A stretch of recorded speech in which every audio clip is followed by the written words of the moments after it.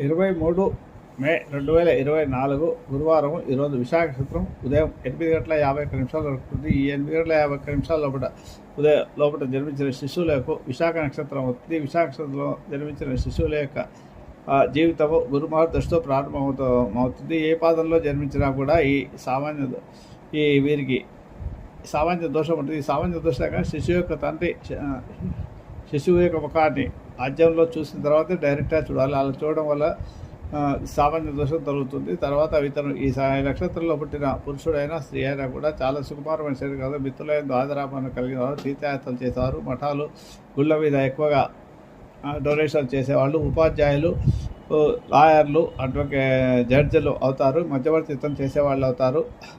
వీళ్ళు ముఖ్యంగా విద్యా సంస్థల్లో ఎక్కువగా పనిచేసే వాళ్ళు ఉంటారు. మఠాలలో మఠాధిపతులుగా కూడా ఉంటారు. వీరికి తీర్థయాత్రలు ఎక్కువగా